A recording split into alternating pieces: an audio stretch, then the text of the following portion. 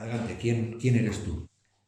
Hola, yo soy Victoria Triguero Moreno, soy la hija de Rufino Triguero Torrijos.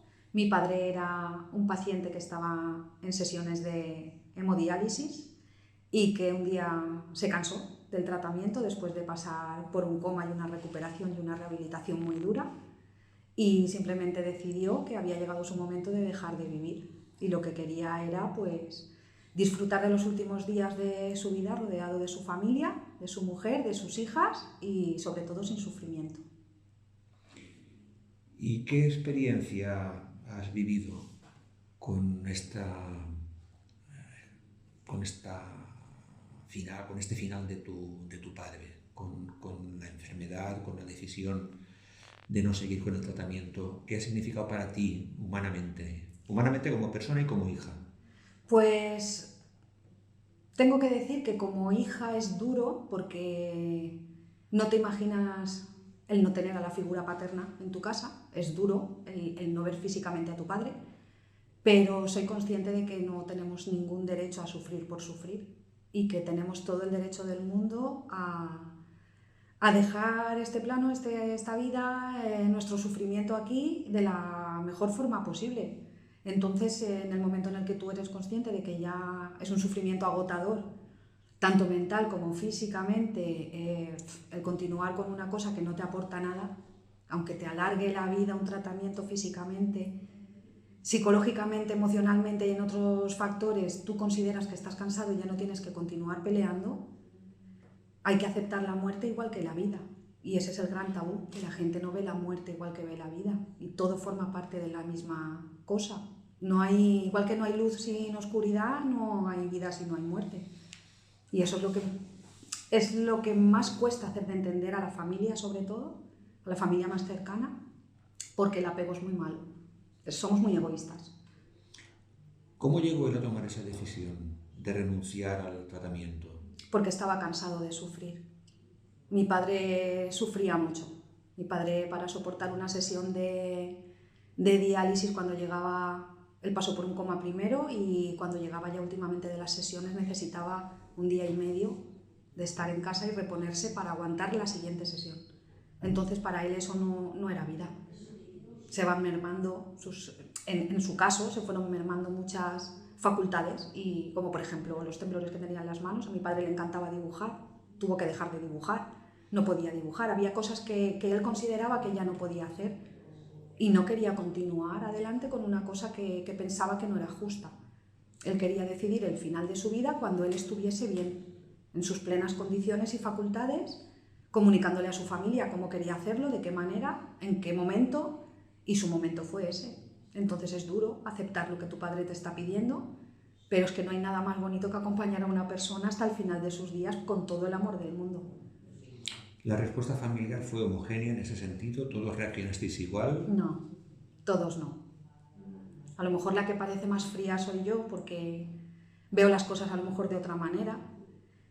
A mi madre y a mi hermana les costó más aceptar la situación porque no lo veían, como se suele decir, físicamente para morirse. O sea, no lo ven como cuando ves a una persona mayor, anciana ya en los últimos días de vida. Mi padre era una persona que cuando estaba bien físicamente era autónoma. Entonces choca mucho, choca el verlo bien aparentemente, pero que decida esto, porque es duro verlo y sobre todo aceptarlo, pero es que nadie mejor que el propio enfermo conoce su sufrimiento. Ninguno nos podemos poner en el papel del otro. Solamente una persona en su propia persona sabe lo que está sufriendo a todos los niveles. Y nosotros desde fuera somos egoístas, porque queremos verlo sentado en el sofá, queremos ver cómo nos pide tabaco, queremos ver cómo se toma una cerveza con nosotros. Entonces es muy duro no verlo físicamente y muy duro aceptar la decisión, pero desde mi punto de vista y como yo lo he vivido, para mí ha sido una despedida con mi padre maravillosa, tanto para mí como para mi familia.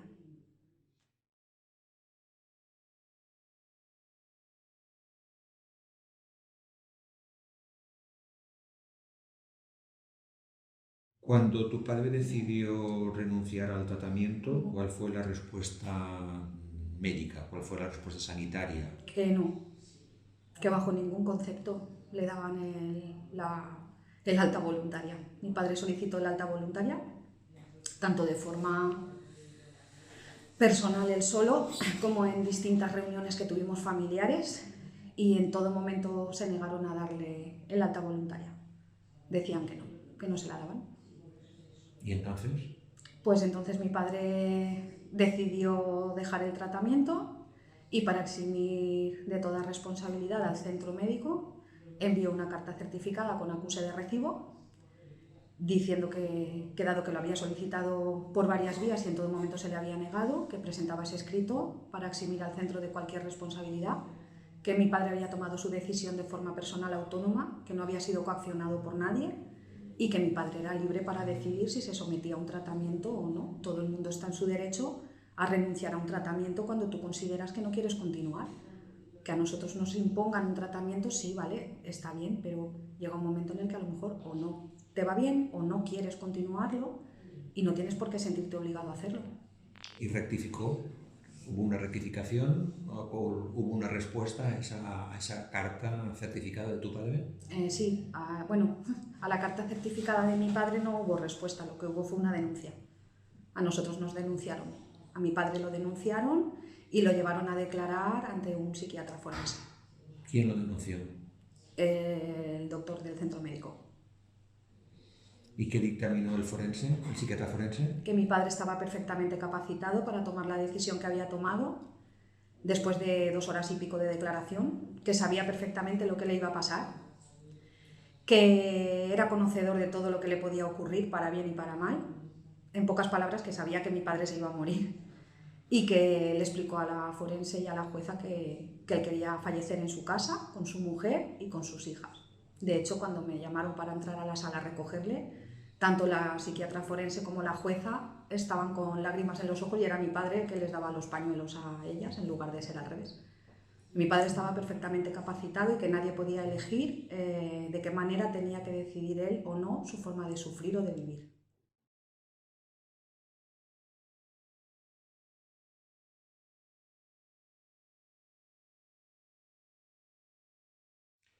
¿Esa experiencia te ha cambiado de alguna forma? A mí sí. Yo he vivido la muerte de mi padre de una forma maravillosa.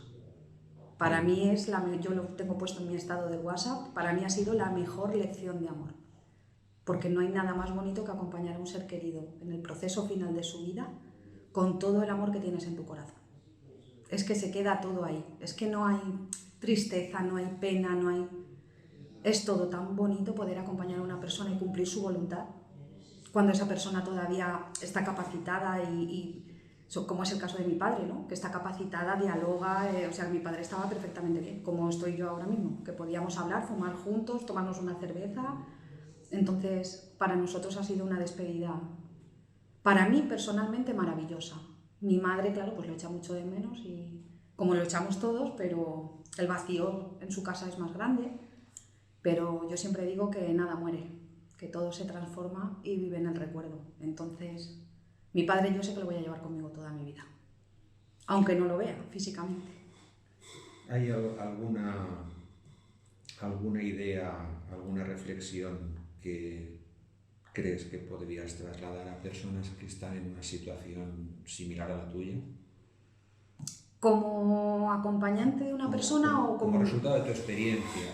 Hay un binomio muerte-amor en Sí. tu experiencia que, además de entrañable, es muy reconfortante para mí, en el sentido de que debió de ser un enorme placer para tu padre el contar contigo a su lado, con tu comprensión, con tu compañía, con tu deseo de hacer los últimos días de su vida lo más agradables posible, con la idea permanente de trasladarle que todo estaba bien, de que podía irse en paz, sí, de que quedabais tranquilas y a cubierto. Él nos pedía a nosotros perdón. Él nos pedía a nosotros perdón, porque hablo yo en primera persona, que soy la que estoy aquí delante de la cámara, pero junto a mí están mi madre y mi hermana y nuestros hijos, ¿no? Que han formado parte de todo esto, que son sus nietos. Entonces él nos pedía perdón a nosotros porque sabía que se marchaba y que a nosotros nos iba a hacer sufrir y que lo íbamos a pasar muy mal. Nosotros le decíamos que no, que se fuese tranquilo, que no se quedase pensando que aquí le había quedado nada por hacer, que había sido un marido maravilloso, un abuelo estupendo, un padre ejemplar, y que se fuese tranquilo, que cuando él sintiese que tuviese que irse, que no le quedase ningún remordimiento de nada, ningún sentimiento de culpa, nada, que se fuese tranquilo. Entonces, los últimos días de vida con mi padre, para mí era mi padre el de antes de estar enfermo. Era el brillo de sus ojos, la sonrisa que tenía en la cara. Era el padre que yo he conocido desde que era pequeña, era otra expresión, mi padre tenía una cara de sufrimiento cada vez que se levantaba cada mañana, que era muy duro ver a tu padre así. Entonces, para él fue una liberación muy grande, ¿vale? Pero para mí también, porque dejé de verle sufrir. Muy bien, Victoria, pues no tengo más que agradecerte y felicitarte al mismo tiempo por el testimonio que nos has dado. Yo creo que deberías de escribir un manual para hijos. Muchas gracias. Porque eres un ejemplo de lo que creo que la mayor parte de nosotros quisiéramos tener a nuestro lado en esos momentos finales de la vida, en los que hemos decidido que esa vida ya no nos merece la pena vivirla. Esa vida, quizá el corazón continúa latiendo, pero ya no es la vida que queremos vivir. Y por lo tanto, en ese momento lo que decidimos es marcharnos, y marcharnos rodeados de amor, rodeados de los nuestros, cogidos de la mano de nuestros hijos. Creo que no hay nada que pueda superar eso. Es que es una sensación de paz inmensa, es que no sé explicarlo. Es que hay una cosa aquí en el pecho que el que se va tranquilo, pero es que el que se queda, desde mi experiencia, es que te quedas con una sensación de paz y de tranquilidad, de que no te ha quedado nada por decirle a tu padre, ni tu padre a ti, ni a mí, ni a mi hermana, ni a mi madre, que se habla todo con naturalidad. La muerte forma parte de la vida y la vida forma parte de la muerte. Y hasta que la sociedad no entienda eso, va a seguir estando este tabú, va a seguir el aguantar el vivir por vivir a costa de que el enfermo siga sufriendo o no. Y no es así, tenemos que quitar ese estigma de la muerte. Estamos aquí porque hemos nacido, pero igual que hemos nacido vamos a morir. Cuando una persona se queda embarazada y nace un bebé, todo el mundo celebra ese nacimiento, pero ese ser humano va a llegar un momento que va a fallecer. Y no piensan en esa otra parte de la vida, y esa parte de la vida está. Mi padre ha fallecido, pero es que mi madre fallecerá, yo falleceré, mis hijas fallecerán, todos vamos a pasar por ahí. Y hasta que no lo veamos como una igualdad, que es igual que la vida, por eso yo creo que hay muchas personas que sufren tanto. Y a estas personas hay que ayudarlas, porque a lo mejor no conocen que hay recursos, que hay asociaciones, que hay muchas cosas donde poder informarse, asesorarse, y el poder acompañar de verdad, es muy gratificante, muchísimo. Muy bien, Victoria, pues yo creo que desde la Asociación Derecho a Morir Dignamente te conviertes en un ejemplo para todos nosotros. Muchísimas gracias. Muchas gracias a ti. Buenas tardes.